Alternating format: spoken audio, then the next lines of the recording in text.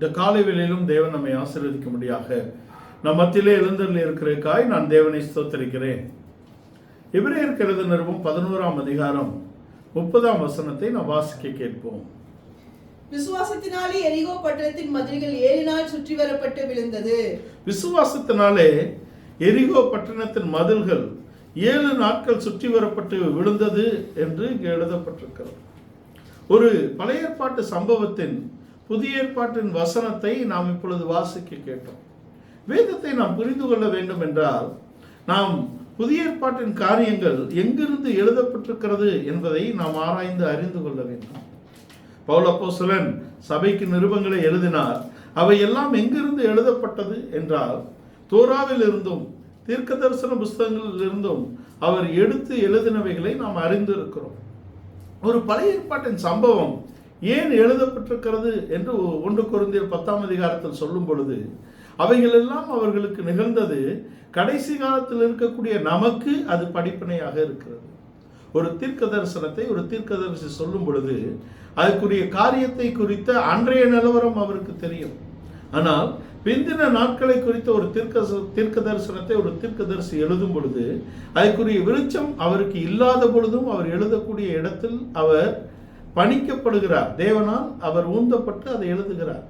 உதாரணத்துக்கு மேசியாவை குறித்த தீர்க்க தரிசனத்தை ஏசாயா சொல்லும் பொழுது அது எத்தனை பேருக்கு அது சரியாக புரிந்திருக்கும் அல்லது எத்தனை அது ஏதுவாக இருந்திருக்கும். ஒரு கன்னிகை கர்ப்பவதியாகி ஒரு குமாரனை பெறுவார் என்ற அந்த தீர்க்க தரிசனம் எத்தனை பேருக்கு அது ஏற்றதாக இருந்திருக்கும். எத்தனை பேர் ஏசாயாவை ஏற்றுக்கொள்ளக்கூடிய இடத்தில் இருப்பார்கள். அதனால்தான் ஏசாயா சொல்லுகிறார், எங்களிடத்தில் கேட்டதை விசுவாசிக்கிறவன் யார் என்ற வார்த்தை அங்கு கொண்டு வரப்படுகிறது.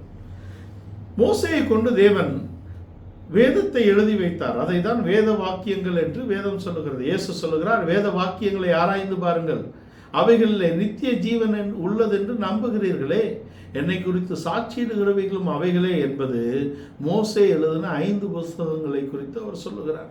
தோராவை தான் நாம் ஆராய்ச்சி செய்ய வேண்டும் என்பதற்கு எடுத்துக்காட்டாக தான் தோராவில் இருந்து வசனங்களை எடுத்து அதில் வேதத்திலிருந்து வசனங்களை எடுத்து அதன் உபதேச அடிப்படைகளை சபைக்கு எழுதும்படியான ஒரு வேளையில்தான் அங்கே பவுல் நியமிக்கப்பட்டார் என்பதை நாம் தெரிந்து கொள்ள வேண்டும். எபிரேய நிருபத்தை எழுதின இடத்துல இங்கே பழைய ஏற்பாட்டின் அடிப்படையான ஒரு சம்பவத்தை குறித்து அதை விசுவாசத்தோடு இணைத்து அந்த விசுவாச பட்டியலிலே அதை கொண்டு வருகிறார். எரிகோ பட்டணத்தின் மதில்கள் எதனால் விழுந்தது? விசுவாசத்தினாலே அவர்கள் சுற்றி வந்தார்கள். விசுவாசத்தினால் மாத்திரம் அல்ல, விசுவாசத்தினால் விழுந்தது என்று நாம் சொன்னாலும் கூட அங்கே விசுவாசத்தின் கிரியை இருக்கிறது என்பதை நாம் தெரிந்து கொள்ள வேண்டும். கடந்த வாரங்களிலே ஒரு விசுவாசத்தின் ஆராதனை குறித்து நாம் பேசினேன்.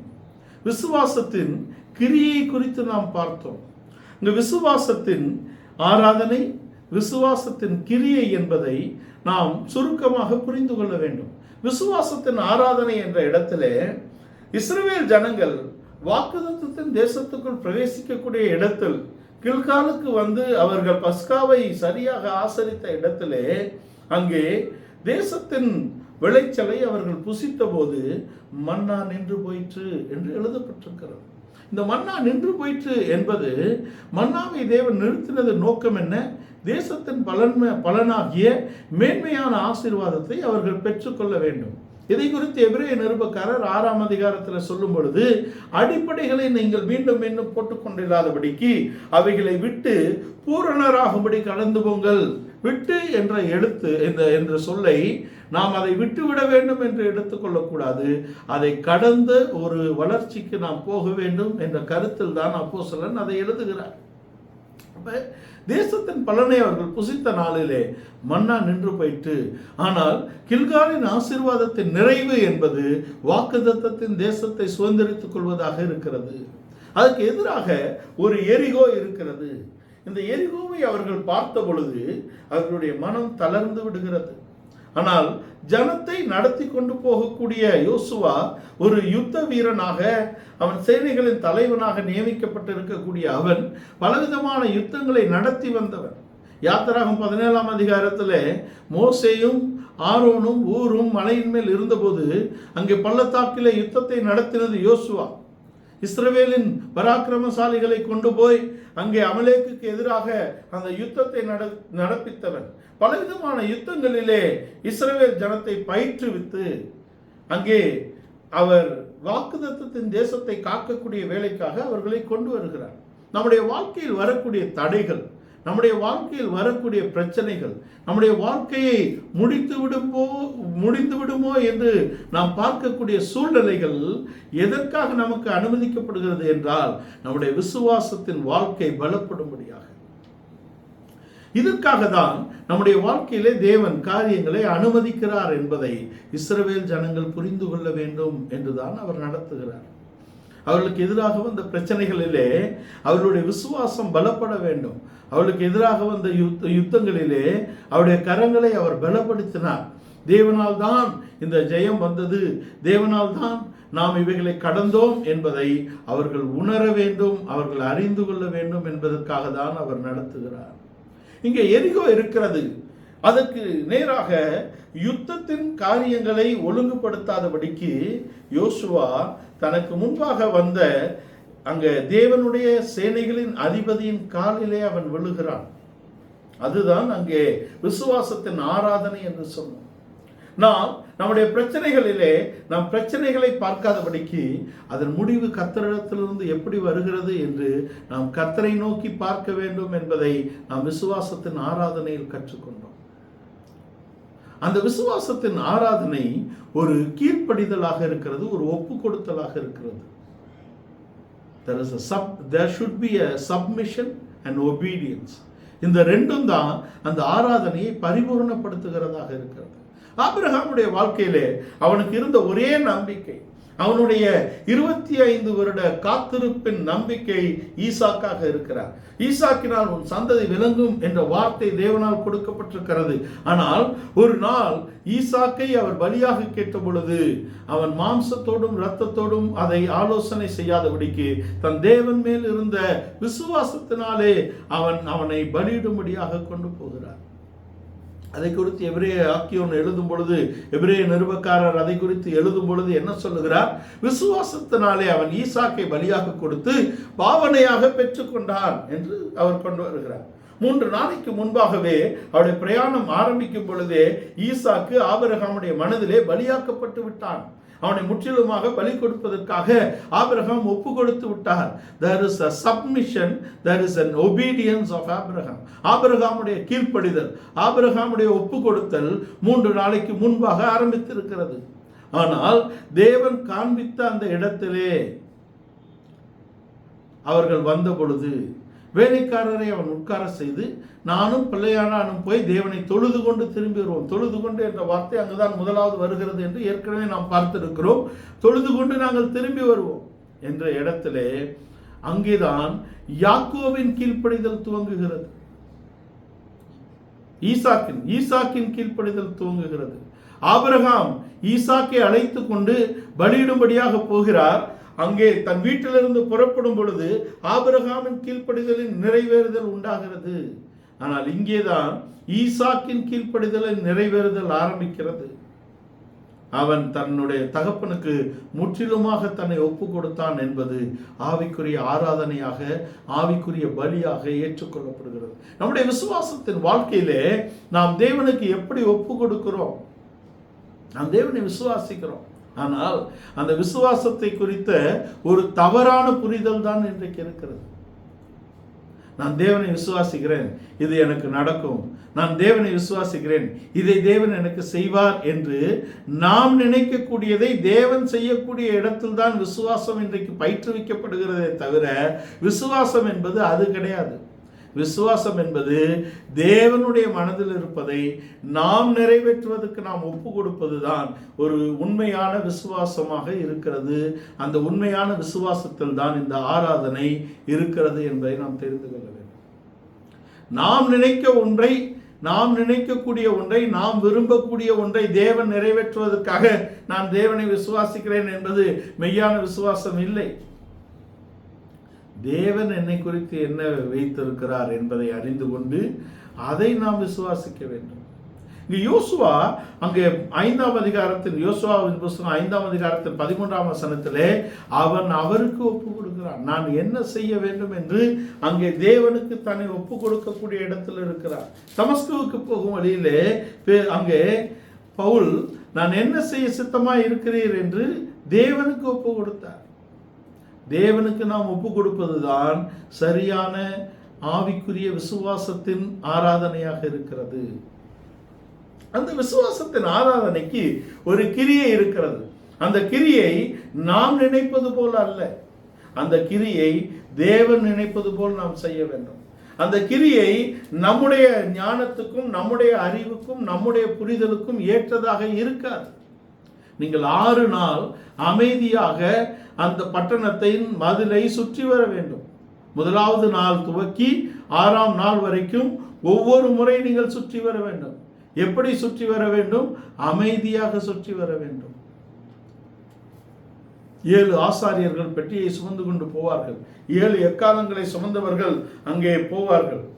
நான் ஆர்ப்பரி என்று சொல்லும் வரைக்கும் நீங்கள் அமைதியாக சுற்றி வர வேண்டும். இதுதான் விசுவாசத்தின் கிரியையாக இருக்கிறது.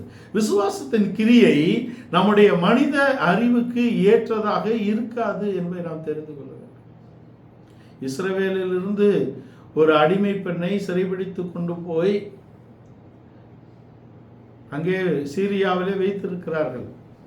அங்கே நாகமானுக்கு ஒரு சுகம் உண்டாகும்படியாக நாகமான் அங்கிருந்து இஸ்ரவேலின் ராஜாவின் இடத்தில் அனுப்பப்படுகிறான். இஸ்ரவேலின் ராஜா அங்கே வஸ்திரத்தை கிழித்து இவன் எப்படி சண்டையை பார்க்குறான் பார்த்தியா இல்லையா? கொல்லவும் உயிர்ப்பிக்கவும் நான் தேவனா, குணமாக்க நான் தேவனா என்று அவர் சொல்லுகிறார். ஏனால் அன்றைக்கு குஷ்டரோகம் ஒரு பெரிய குணப்படுத்த முடியாத ஒரு வியாதியாக இருக்கிறது. அங்கிருந்து தீர்க்கதரிசியின் இடத்தில் அனுப்பப்படுகிறான். எலியா வந்து அவனை தொட்டு, அவனை கூப்பிட்டு உட்கார வைத்து தொட்டு அவனுக்கு உடம்பெல்லாம் எண்ணெய்களை பூசி அவனை குணமாக்குவார், அல்லது முதலாவது அவனுக்கு மரியாதை கொடுப்பார் என்று நாகமான் விரும்பினான். இது நாகமானுடைய விசுவாசம். நாகமானுக்கு அங்கே சொல்லப்பட்ட வார்த்தைகளின்படி அவங்க தேசத்திலே பெரிய ஆள். அவன் வந்திருக்கும் போது எப்படி இஸ்ரவேலின் ராஜா அங்கே பயந்தாரோ அப்படி தீர்க்கதரிசி அவனுக்கு ஒரு வரவேற்பு கொடுப்பார் என்று அவன் நினைத்தான். ஆனால் அது அங்கு நடக்கவில்லை. இவனை பார்க்கவே இல்லை. அவர் வேலைக்காரனை அனுப்பி சொல்லிட்டார், நீ போய் 7 தடவை முங்கிட்டு வா அப்படின்னு சொல்லிட்டார். இந்த வார்த்தைகள் அவனுக்குள் கோபத்தை கொண்டு வந்தது. ஏனென்றால் தான் நினைத்தது போல அங்கு இல்லை. நாம் எப்பொழுது விசுவாச வாழ்க்கையில சோர்வடைகிறோம்? நாம் நினைத்தது நடக்காத பொழுது. எப்பொழுது தேவனுடைய சித்தத்துக்கு விரோதமாக, தேவனுக்கு விரோதமான வார்த்தைகள், கேள்விகள் நம்முடைய வாழ்க்கையில எழும்புகிறது, நான் நினைத்தது நான் நினைத்தபடி நடக்காத போதுதான் மனிதனுக்கு கேள்விகள் வருகிறது. நாத்திகர்கள், தேவனை விசுவாசிக்காதவர்கள் இருக்கிறாங்க இல்லையா? ஏன் அப்படி போனார்கள் என்றால் அவர்கள் வாழ்க்கையிலே அவர்கள் நினைத்தது நடக்கவில்லை, அவர்களுடைய விருப்பத்தின்படி அது நடக்கவில்லை இல்லையா? அப்ப கடவுள் இல்லை என்ற முடிவுக்கு வந்து விடுகிறான் மனிதன். அதல்ல, விசுவாசிகளும் கூட இன்றைக்கு தாங்கள் நினைத்தது, தாங்கள் நினைத்தபடி, தாங்கள் நினைத்த நேரத்தில் நடக்காததினால் கேள்விகளோடு பின்வாங்கி போகக்கூடியவர்கள் இருக்கிறார்கள். இந்த விசுவாசத்தின் கிரியை எப்படி இருக்க வேண்டும் என்றால் ஒரு பொறுமையோடு காத்திருப்போடு இருக்க வேண்டும் என்பதாக இருக்கிறது. அது தேவன் சொல்லுகிறபடி இருக்க வேண்டும். கிதியோனுக்கு சொல்லுகிறார். கிதியோன் தன்னை பலகீனமான ஒருவனாக எண்ணுகிறான். அது கிதியோனுடைய பார்வை. ஆனால் தேவனுடைய பார்வையிலே கிதியோன் ஒரு பராக்கிரமசாலி. இஸ்ரவேலின் ரட்சிப்பின் நாயகனாக அவனை ஏற்படுத்துகிறார் தேவன். அவனுக்கே அவன் மேல் நம்பிக்கை இல்லாத போது தேவன் அவனுக்குள் வைத்த கிரியை, தேவன் அவன் மேல் வைத்த நம்பிக்கை என்பது அவனை குறித்த திட்டம், தேவ சித்தமாக இருக்கிறது. அதை முழு இஸ்ரவேலும் போய் அந்த ஜெயத்தை பெற்றால் என்ன சொல்லுவான் அப்படின்னு இஸ்ரவேலை பற்றியும் தேவனுக்கு தெரியும். இவ்வளவு பேர் போய் ஜெயிச்சா நாங்கள் தான் ஜெயித்தோம் என்று அவன் சொல்லுவான். அதை சொல்லாதபடிக்கு அந்த கூட்டத்தை குறைக்கிறார். நாய்களை போல நக்கி குடித்தார்களே, இவர்களை கொண்டு போ, நாய்களைப் போல் நக்கி குடித்த இவர்களை கொண்டு போய் நீ ஜெயத்தை எடு, அப்பொழுது நான் தான் ஜெயம் தந்தேன் என்று இஸ்ரவேல் உணர்ந்து கொள்ளட்டும். நீங்க யோசித்து பாருங்கள், அவ்வளவு பெரிய எதிரி படைக்கு எதிராக அவனுக்கு வைக்கப்பட்டது என்ன? பானைகள், மண் பானைகளை கொண்டு போய் உடைத்து சத்தமிடும்படியாக சொல்லுகிறார். இப்படி ஒரு ஜெயம் பெற முடியுமா? இவ்வளவு பெரிய எரிகோ கோட்டைக்கு எதிராக இவர்களுக்கு வகுக்கப்பட்ட யுத்த யுக்தி என்ன? அண்ட் வார் ஸ்ட்ராட்டஜி அவருக்கு சொல்றாரு. அவங்களுக்கு யுத்தத்துக்கான யுக்தி சொல்லுகிறார். என்ன யுக்தி சொல்றாரு? சுத்திட்டு வாங்க. யோசுவா இதை சொல்லும்போது இஸ்ரவேல்ல எத்தனை பேருக்கு கேள்வி எழும்பி இருக்கும் இல்லையா? இதை போய் சுத்திட்டு வந்தா என்ன கிடைக்கும்? இவன் சுற்றி வரும்போது எரிகோவில் இருந்தவர்களுக்கு என்ன கேள்வி? இப்படி ஒரு ஜனமா? இதை பார்த்தா இவ்வளவு பேர் பயந்திருப்பான் இல்லையா? பல ஜாதிகள், பல தேசங்கள் இவர்களை கண்டு அஞ்சினதாக அங்கே இருக்கிறது. அதனாலதான் பாலாக்கு பீலையாமை கொண்டு வந்து இவர்களை சபிக்கும்படியாக கூலிக்கு பொருத்துகிறான். இஸ்ரவேலை ஆசீர்வதிப்பதே தேவனுக்கு பிரியம் என்று அவன் கண்டு கொண்டான். என்ன, அவன் 24ல் இவ்வளவு பெரிய ஜனம் அங்க பாருங்க. ஆவியானவர் எழுதி வைத்திருக்கிறார், யுத்த புருஷர்களாகிய நீங்கள் எல்லோரும் சுத்தி வரணும். யுத்த புருஷர்கள் சுத்திட்டு வந்தா, அவன் சுத்தி வந்தா எப்படிங்க உடையும்? 6 நாளும் சுத்தி வந்தார்கள். நம்முடைய விசுவாசத்தின் கிரியையோடு ஒரு விசுவாசத்தின் காத்திருப்பு அவசியமாக இருக்கிறது. 6 நாள் சுத்தி வந்தாங்களே, ஒரு சின்ன கிராக்கு கூட விழல அந்த செவுத்துல, ஒரு கல்லு கூட அசையல. விழுவதற்கான எந்த விதமான சாத்திய கூறுகளும் கண்ணுக்கு எட்டியது வரை தெரியவில்லை.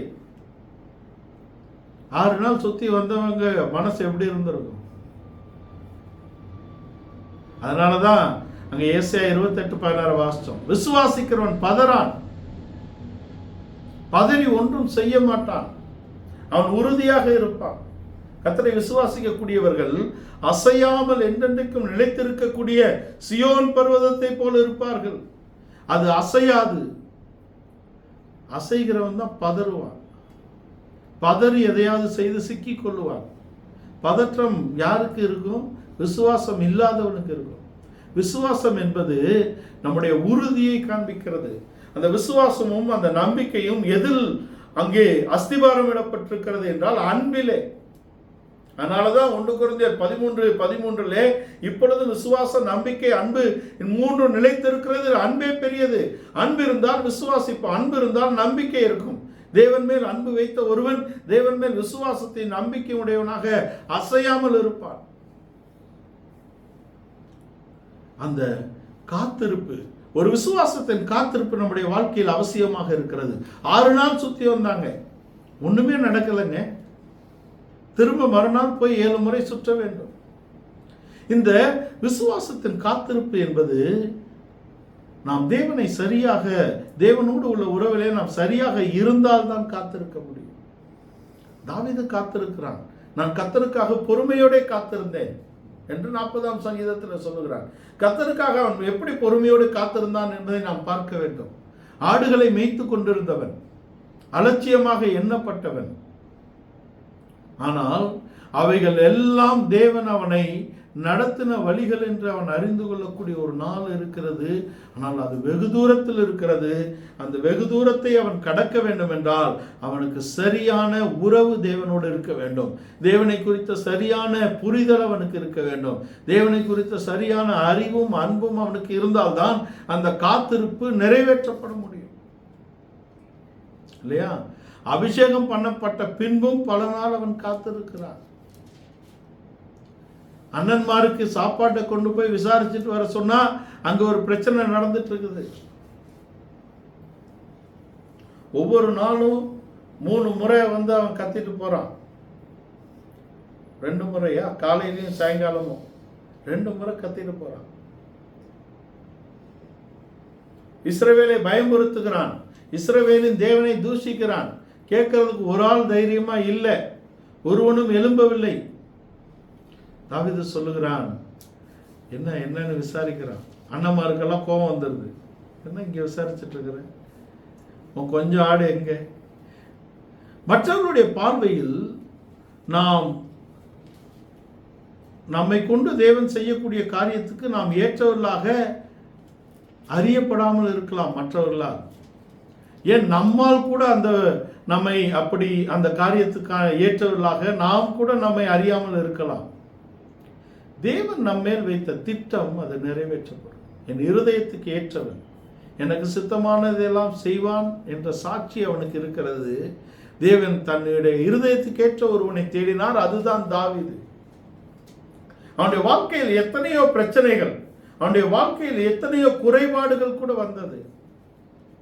ஆனால் அது ஒன்றும் அவனை குறித்த தேவ திட்டத்திலிருந்து அவனை மாற்றிவிடவில்லை. ஏனென்றால் அவன் அதற்கு ஏற்றாற்போல் ஒரு தேவ பயமுள்ளவனாக இருந்தான். அவன் பாவத்தில் விழுந்த போதும் கூட அவன் தேவனுடைய சரியான இடத்தில் தன்னை பொருத்திக் கொள்வதற்காக தேவனுக்கு முன்பாக தன்னை தாழ்த்தக்கூடிய இடத்தில் இருந்தான்.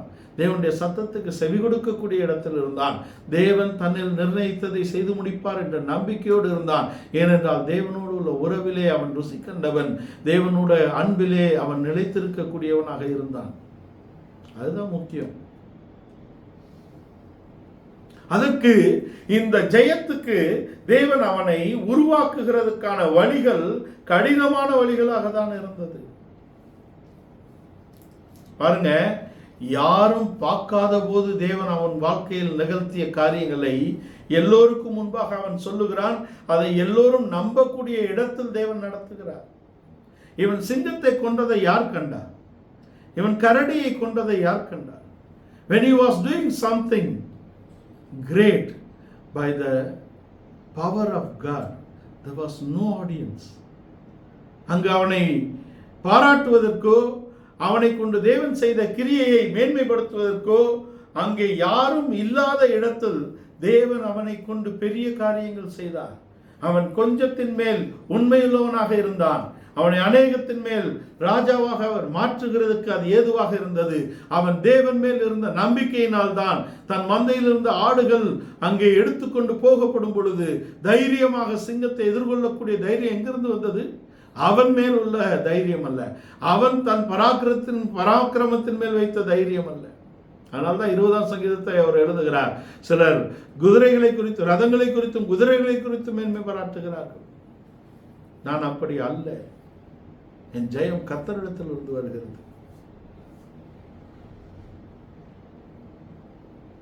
அதனால்தான் 91ஆம் சங்கீதத்திலையும் அந்த விசுவாசத்தின் வார்த்தைகள் எங்கிருந்து வருகிறது? எனக்கு சகாயம் கர்த்தரிடத்திலிருந்து வருகிறது. அவன் சிங்கத்தை கொண்டிருக்கிறான், அவன் கரடியையும் கொண்டிருக்கிறான். இந்த பெலிஸ்தனும் அவைகளில் ஒன்றை போல இருக்கிறான் என்று சவுலுக்கு அவன் சொன்ன வார்த்தைகள் நம்புவதற்கு ஏதும் இல்லையே. ஆனால் அது நம்பக்கூடிய வார்த்தைகளாக அங்கே அங்கீகரிக்கப்படுகிறது. உடனே சவுலே அவருக்கு இருந்ததெல்லாம் கொடுக்கிறார். யுத்த ஆயுதங்களையும் யுத்த உடைகளையும் அவனுக்கு கொடுக்கிறார். அவன் போட்டு பார்த்துட்டு சொல்றான், இதெல்லாம் எனக்கு ஒத்து வராதுங்க, நான் இதற்காக வரவில்லை, எனக்கு ஒரு பலன் உண்டு, என் பலன் என் சகாயம் எல்லாம் கர்த்தரிடத்திலிருந்து வருகிறது. 5 கற்களை பொறுக்கினான், ஒன்றை கோலியாத்தின் மேல் உபயோகித்தான். நீங்கள் நாளாகம புஸ்தகங்களிலும் மற்ற ராஜாக்களிலும் நாளாகம புஸ்தகங்களும் நீங்கள் பார்த்தால் மற்ற 4ஐயும் கோலியாத்தின் சகோதரர் மேல் அவன் பிரயோகித்திருக்க வேண்டும். ஏனாக்கியரான காத்தூரான் ஆகிய கோலியாத்தின் சகோதரர்கள் அங்கே காணப்பட்டார்கள். அவர்கள் எல்லோரையும் முற்றிலுமாக ஜெயிக்கக்கூடிய ஜெயம் தாவீதுக்கு கொடுக்கப்பட்டதன் காரணம் என்ன? அவன் தேவன் மேல் வைத்திருந்த அன்பு, விசுவாசம், நம்பிக்கை. நம்முடைய வாழ்க்கையிலே பிரச்சனைகள் வரும்போது நாம் தேவனை பார்த்து பழக வேண்டும். தேவனுக்காக, தேவன் நமக்கு ஜெயம் தரும்படியாக காத்திருக்கிறோமா, அல்லது நம்முடைய சொந்த முயற்சிகளை நாம் முன்னெடுக்கிறோமா? மனித மூளை எப்பொழுதும் அது தன் வழியில் நம்மை நடத்துவதற்கு முயற்சி செய்து கொண்டே இருக்கும். அதை முற்றிலும் நாம் அகற்றி தேவனுக்கு நாம் ஒப்பு கொடுக்க வேண்டும். அதுதான் சரியான ஒப்பு கொடுத்தலாக இருக்கும். நம்முடைய பாவ மனிதன், பழைய மனிதன், புறம்பான மனிதன் அழிக்கப்பட வேண்டும். புறம்பான மனிதன் என்பது நம்முடைய பலன். நம்முடைய புறம்பான மனிதனானது அழிக்கப்பட்டு உள்ளான மனிதனிலே நாளுக்கு நாள் நாம் பலத்தை அடைய வேண்டும். உள்ளான மனிதனில் பலன் அடைவது என்றால் என்ன? நாம் இந்த விசுவாசத்திலும் இந்த உபதேசத்திலும் இந்த வசனத்திலும் நாம் வளரும் பொழுது நம்முடைய சுபாவ மாற்றங்கள் ஏற்படுகிறது. அந்த சுபாவ மாற்றங்கள் உலகத்திலே, சமூகத்திலே, மனிதர்களுக்கு முன்பாக ஒருவேளை அது பலகீனமாக பார்க்கப்படலாம். ஆனால் உனக்கு தெரியுமா, அமைதியாக இருப்பதற்கு தான் பலன் அதிகம் அவசியமாக இருக்கிறது. It is easy to react, இல்லையா? ஒரு சூழ்நிலைக்கு நாம் எதிர்மறையாக செயல்படுவதோ அல்லது நம்முடைய உணர்ச்சியை வெளிப்படுத்துவதோ மிகவும் சுலபமான ஒரு விஷயம். ஆனால் அமைதியாக இருப்பது என்பது மிகவும் கடினமான ஒரு விஷயம். அதற்கு தாவீது பழக்க வைக்கப்பட்டிருந்தான். யோசிச்சு பாருங்க, வீட்டில் பெரிய தீர்க்கதரிசி வந்திருக்கிறாரு, அண்ணமாரு அபிஷேகம் பண்ணப்பட்ட வந்திருக்கிறாங்க. அங்கே எங்கேயும் அவன் வந்து என்னை ஏப்பா கூப்பிடல அப்படின்னு அவன் தந்தையை கேட்டதாகவோ, அவன் நிராகரிக்கப்பட்டதற்காக அவன் எங்காவது போராடினதாகவோ எழுதப்படவில்லை. அமைதியாக இருக்கிறான். He knows that. தேவன் தான் எனக்கு உயர்வை கொண்டு வர வேண்டும். என்னுடைய திறமையோ என்னுடைய உண்மையோ என் தகப்பன் ஒரு நாளும் என்னை பாராட்டப் போகிறது இல்லை. ஏனென்றால் அவருக்கு பிடித்திருந்தால் அவர் இவர்களோடு என்னை வைத்திருந்திருப்பார். மாம்சீகமாக நமக்கு மனிதர்கள் நம்மை ஒதுக்கி விடலாம், வெறுத்து விடலாம். ஆனால் தேவன் மேல் நம்பிக்கை இருந்தால் நாம் தேவனை சரியாக ஆராதித்து, தேவன் சொல்வதை சரியாக செய்து, தேவனுக்காக சரியாக காத்திருப்போம் என்றால் தேவனுடைய வார்த்தை நம்முடைய வாழ்க்கையிலே வரும். அவன் ராஜாவாக உயர்த்தப்படக்கூடிய வார்த்தைகள் அன்றைக்கு வந்திருக்கிறது. அவனுடைய வீட்டிலே அது காத்திருக்கிறது. இப்பொழுது அவன் அழைக்கப்பட்டிருக்கிறான். இப்போ அவன் வரான். அபிஷேகம் பண்ணுவதற்காக வந்த சாமுவேலே கேட்கிறாரு, இவனா இப்படி இருக்கிறானே, இவனா? நான் இஸ்ரவேலுக்கு ராஜா, ஃபர்ஸ்ட் மக்கள் தேர்ந்தெடுத்த ராஜா எப்படிப்பட்டவர்? ஒருத்தனும் அவன் உயரத்துக்கு இஸ்ரவேலிலேயே இல்லை. சௌந்தரியம் உள்ளவன், பராக்கிரமசாலி. ஆனால் இவன் எப்படிப்பட்டவன்? இவனை குறித்தும் அதெல்லாம் சொல்லப்பட்டிருக்கிறது. சவுலுக்கு இவனை குறித்து சொல்லும் பொழுதும் 5 காரியங்களை அங்கே சொல்லுகிறார்கள். வாசிக்கிறது சிறந்தவன், பராக்கிரமசாலி என்றெல்லாம் சொல்லப்பட்டிருக்கிறது. ஆனா சாமுவேல் இவனா அப்படின்னு கேட்கிறாரு. நீ முகத்தை பார்க்கிறாய், நான் இருதயத்தை பார்க்கிறேன். இருதயத்தை தான் பார்க்கிறார். லேவ் என்ற எபிரேய எழுத்திலிருந்து தான் லவ் என்ற ஆங்கில எழுத்து பிறந்திருக்கிறது. லேவ் என்ற எழுத்து இருதயத்தை குறிக்கிறது. அவன் இருதயத்தை குறித்து தேவன் சரியாக உணர்ந்திருந்தார். ஏனென்றால் அவர் தான் சிருஷ்டிகர்த்தர். அவன் விழுந்த பொழுதும் அவன் திரும்புவான் என்ற நம்பிக்கை இருக்கிறது. எப்படி ஒரு இளைய குமாரனை தொலைத்து தகப்பன் காத்திருந்தாரோ அதை போல காத்திருந்தார். நான் ஒன்று சொல்லுகிறேன், அவன் அங்கே விழாவிட்டால் அவன் எல்லா மனிதரை விடவும் மிகவும் பெரியவனாக இருந்திருப்பான், பரிசுத்தவனாக காணப்பட்டிருப்பான். அது அவனுக்கு நல்லதல்ல. அவனுக்கு ஒருவேளை ஆவிக்குரிய மேட்டுமை வந்து அவன் எழுந்திருக்காமல் போயிருக்கலாம். அவன் விழுவதற்கு தேவன் அங்கே அனுமதித்தார். அவன் விழுந்தான். அவனை தூக்கி எடுக்க அவர் வல்லவராக இருந்தார். நம்முடைய வாழ்க்கையில எந்த சூழ்நிலையிலும் தேவன் நம்மை தூக்கி எடுக்க வல்லவராக இருக்கிறார். ஆனால் நாம் அவரோடு சரியான உறவிலே இருக்க வேண்டும். அவரை சரியாக நாம் அறிந்திருக்க வேண்டும். அவருடைய அன்பிலே நாம் சரியாக இருக்க வேண்டும்.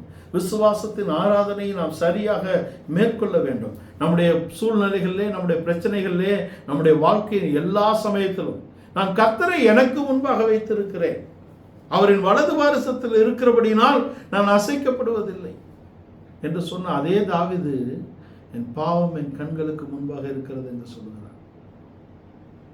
ரெண்டும் எப்படி இருக்க முடியும்? அப்படின்னா பாவத்தை குறித்த உணர்வு இருந்தால்தான் நாம் தேவனை நமக்கு முன்பாக வைத்திருக்க முடியும். பவுல் அப்போஸ்தலன் எருசலேமின் சபையை சிதறடித்து பின்பு பல சபைகளை அவர் உருவாக்கி இருக்கிறார். பல குமாரரை அவர் கிறிஸ்துவுக்குள் பெற்றெடுத்திருக்கிறார். மேன்மையான நிருபங்களை எழுதியிருக்கிறார். வைராக்கியமான சபைகளை நிறுவி இருக்கிறார். எல்லா அப்போஸ்தலரை காட்டிலும் அதிகமாய் பிரயாசப்பட்டேன் என்று சொல்லுகிறார். ஆனால் ஒரு வார்த்தை வைக்கிறார், நான் அப்போஸ்தலன் என்று சொல்ல தகுதியற்றவனாக இருக்கிறேன். ஏனென்றால் நான் ஒரு நாள் கிறிஸ்துவின் சபையை துன்பப்படுத்தினேன். 500 பேருக்கு மேற்பட்டவர்களுக்கு தன்னை வெளிப்படுத்தினாரே, அகால பிறவி போன்ற எனக்கும் தம்மை வெளிப்படுத்தினார் என்று சொல்லுகிறார்.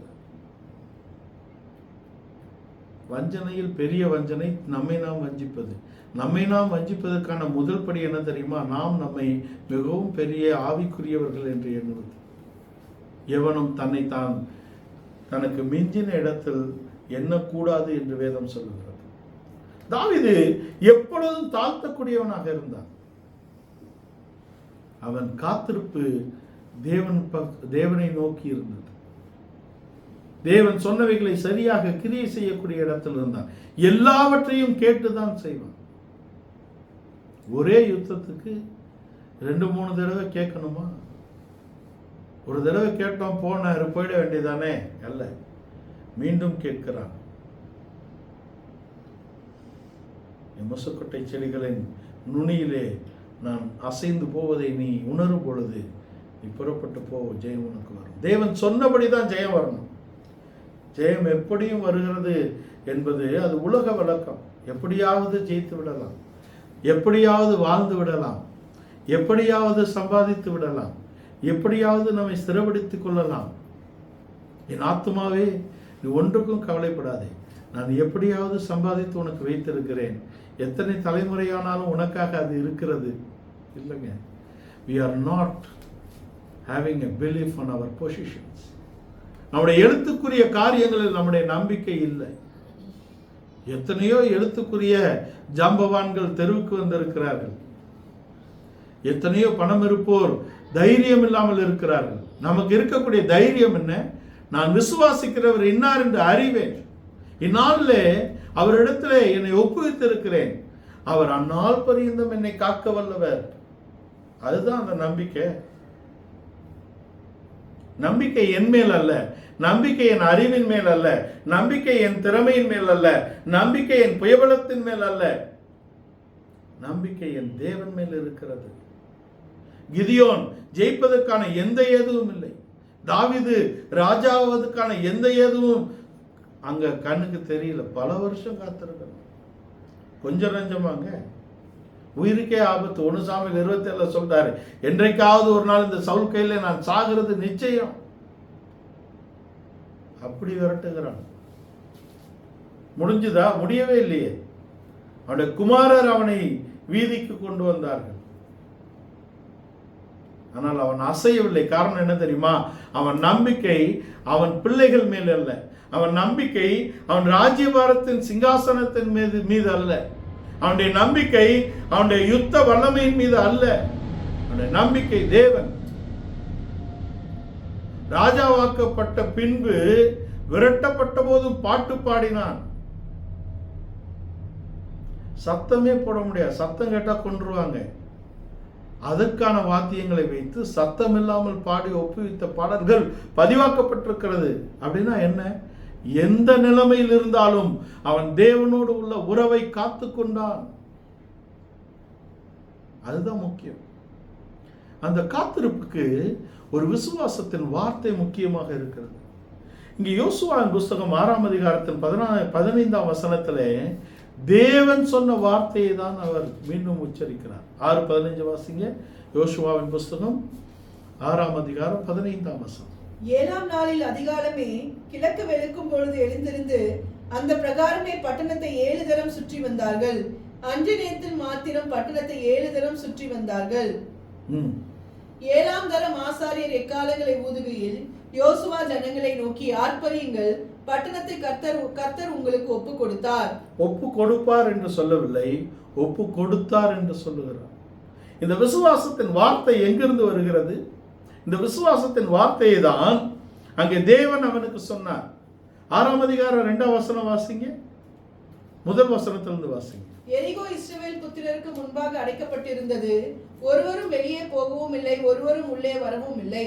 கர்த்தர் யோசுவாவை நோக்கி, இதோ எரிகோவையும் அதன் ராஜாவையும் யுத்த வீரரையும் உன் கையில் ஒப்பு கொடுத்தேன். கொடுப்பேன் அல்ல, கொடுத்தேன். எப்பொழுது கொடுத்தார்? ஒன்று தெரிந்து கொள்ளுங்க, நம்முடைய வாழ்க்கையில் நடக்கக்கூடிய காரியங்களிலே நமக்கு வரக்கூடிய ஜெயம் நாம் தேவனுடைய வார்த்தையின்படி தேவன் மேல் வைத்த விசுவாசத்தினால் தேவன் வகுத்த வழியிலே சரியாக நடப்போம் என்றால் தேவன் நிர்ணயித்த ஜெயம் அவருடைய இருதயத்திலும் அவருடைய மனதிலும் இருக்கக்கூடிய ஜெயத்தை நாம் சுதந்திரித்துக் கொள்வோம். இஸ்ரவேலுக்கான ஜெயம் ஏற்கனவே தேவனுடைய மனதிலே நிறைவேற்றப்பட்டு விட்டது. எரிகோ என்னைக்குங்க விழுந்தது? தேவனுடைய மனதிலே எப்பொழுதோ விழுந்து விட்டது. அதை இவர்கள் இப்பொழுது நடத்தி காட்ட வேண்டும். நம்முடைய வாழ்க்கையில் வரக்கூடிய பிரச்சனைகள் நம்மை பலப்படுத்துவதற்காக, நம்மை விசுவாசத்தில் உறுதிப்படுத்துவதற்காக, நாம் ஜெயத்தை ருசிக்கும்படியாக தேவன் காத்திருக்கிறார். He wants us to do these things. நாம் அவருக்கு அதை செய்ய வேண்டும். யுத்தத்தில் ஜெயம் தந்தது யாரு? தேவன். 18ஆம் சங்கீதத்தில் என்ன சொல்றாரு? 18ஆம் சங்கீதத்தின் அடைப்புக்குறி என்ன? சகல சத்துருக்களுக்கும் சவுலாகிய சத்ருவையும் ஜெயம் கொடுத்த நாளில் பாடின பாட்டு, என் பலனாகிய கர்த்தாவே உம்மில் நான் அன்பு கூறுவேன். ஜெயம் எங்கிருந்து வருகிறது? கர்த்தரிடத்திலிருந்து வருகிறது. ஜெயத்தை கொடுத்தது யாரு? தேவன் கொடுத்தார்.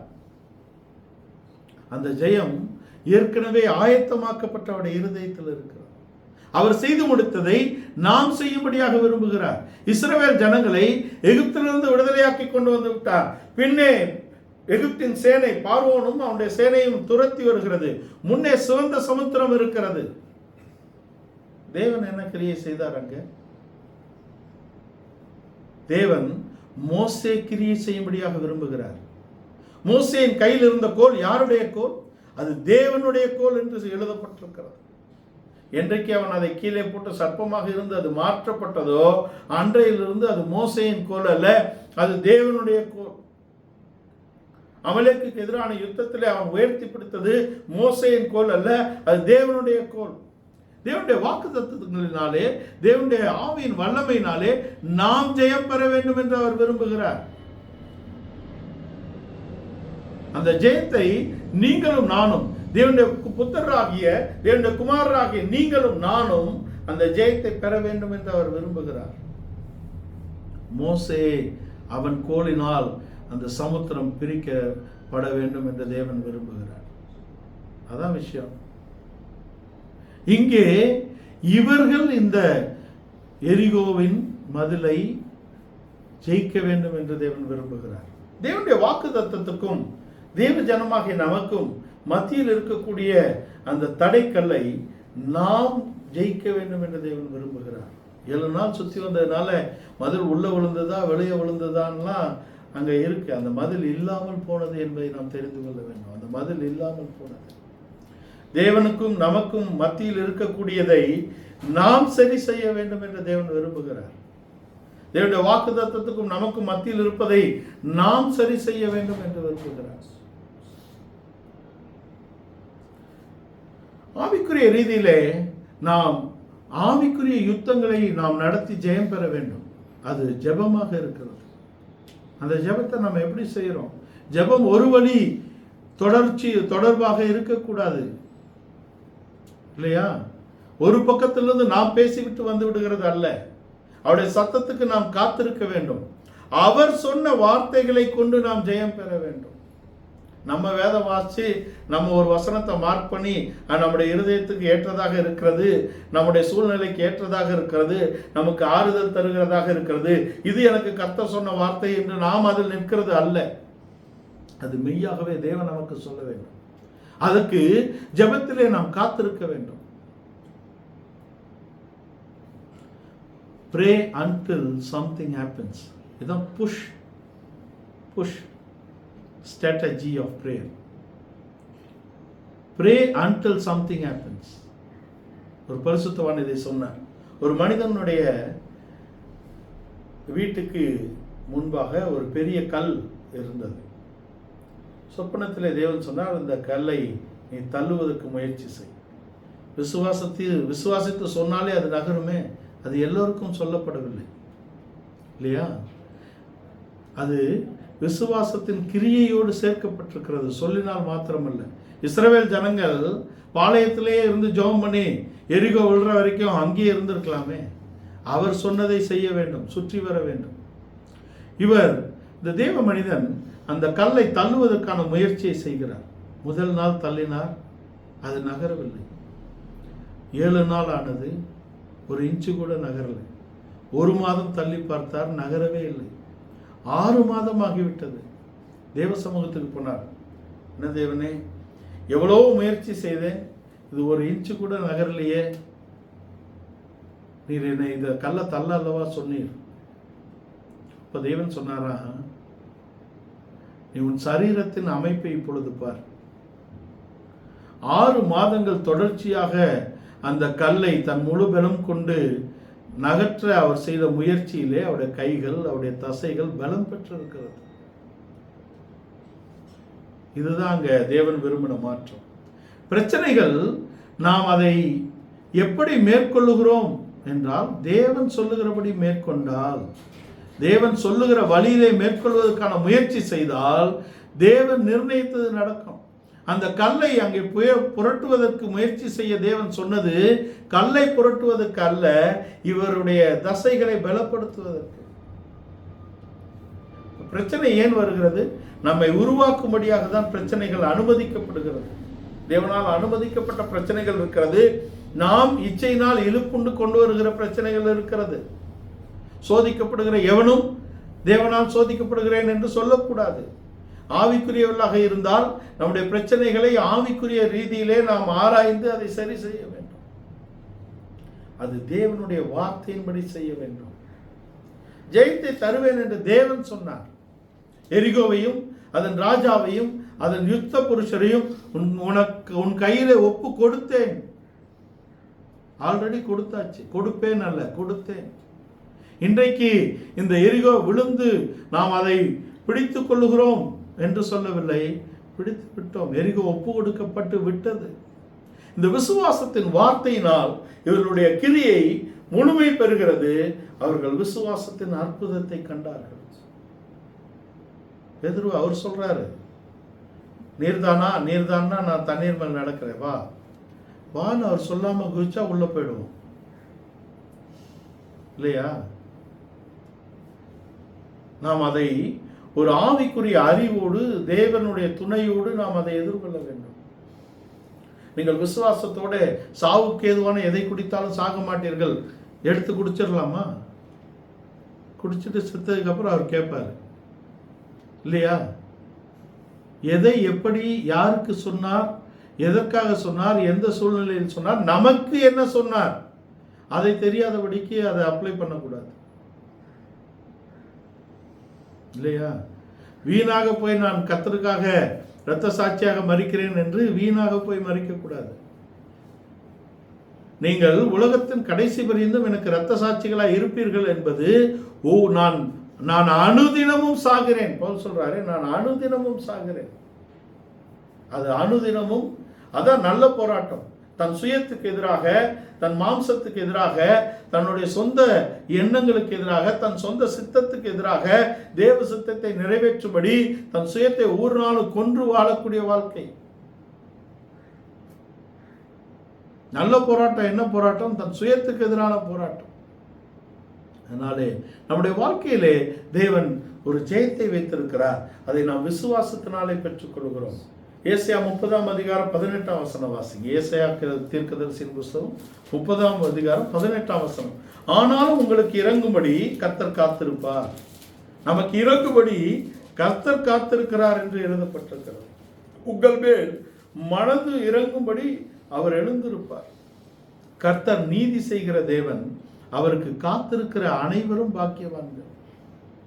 ஒரு விசுவாசத்தின் காத்திருப்பு, அவருடைய விசுவாசத்தின் தேவனுடைய வார்த்தை விசுவாசத்தை நாம் காத்திருக்கும் போது, தேவன் சரியாக நமக்கு சொன்னதை நாம் சரியாக புரிந்து அவருக்காக காத்திருக்கும் பொழுது சரியான ஒரு விசுவாசத்தின் அற்புதம் நடக்கும்.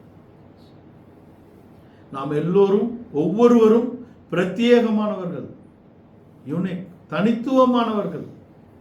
பிரத்யேகம் இல்லை, தனித்துவமானவர்கள். நாம் ஒவ்வொருவருடைய விசுவாச வாழ்க்கையும் தனித்துவமானது.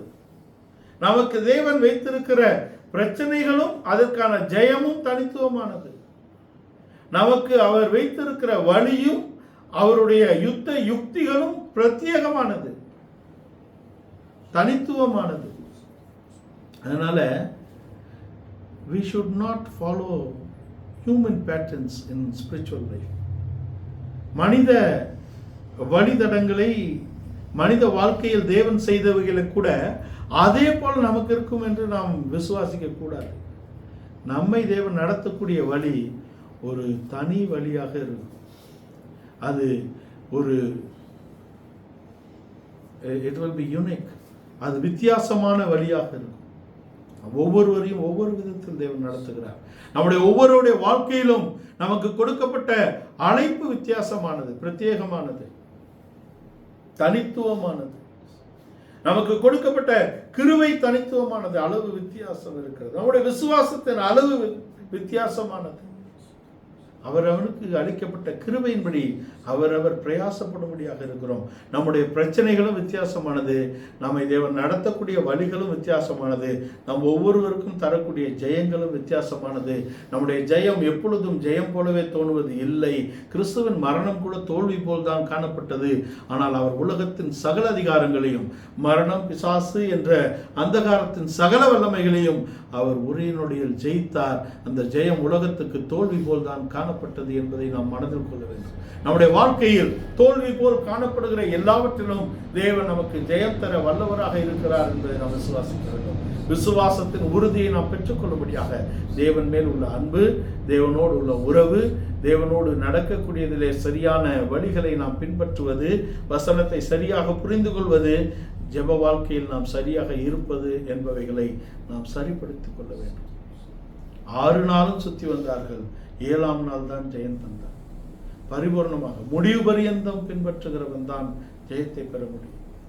7 நாள் 7வது நாள் மாத்திரம் நாம் ஆவிக்குரியவர்கள் அல்ல, நாம் 7 நாளும் ஆவிக்குரியவர்கள். நம்முடைய விசுவாசத்தின் பூரணம் தேவனால் நிர்ணயிக்கப்பட்டிருக்கிறது. நம்முடைய விசுவாசத்தை துவக்கிய அவர் நம்முடைய விசுவாசத்தை முடிப்பார் என்ற நம்பிக்கை இருக்கிறது. இந்த காலை வேளையிலே இந்த வசனங்களுக்கு நாம் ஒப்பு கொடுப்போம். நம்மால் அல்ல, நம்மால் ஒன்றும் முடியாது. நம்மை அழைத்த தேவன் நம்முடைய சிருஷ்டி கர்த்தர், அவர் கர்த்தர் என்பதை நாம் புரிந்து கொள்ள வேண்டும். அவரை கர்த்தர் என்று யோசுவா ஒத்துக்கொண்டார் என்றால் நாம் we belong to him, நாம் அவருடையவர்கள். அவருடைய ஜெயம் நம்முடைய ஜெயமாக மாற வேண்டும் என்றால் நம்மை முற்றிலுமாக ஒப்பு கொடுக்க வேண்டும். அவருடைய ராஜ்யம் நம்முடைய ராஜ்யமாக மாற வேண்டும் என்றால் நாம் அந்த ராஜ்யத்துக்குள் நம்மை உட்பிரவேசித்துக் கொள்ள வேண்டும். அவருடைய பிதா நம்முடைய பிதாவாக இருக்கிறார் என்றால் நாம் குமாரன், நாம் எல்லோரும் ஒவ்வொருவரும் தேவனுடைய குமாரர் என்பதை நாம் உணர்ந்தவர்களாக இருக்க வேண்டும். நம்முடைய விசுவாசத்தின் உறுதி, நம்முடைய நம்பிக்கையின் நிச்சயம் அன்பிலே இருக்கிறது என்பதை புரிந்து கொள்ள வேண்டும். இந்த காலை வேளையிலே இந்த வசனங்களுக்கு நாம் முற்றிலுமாக ஒப்பு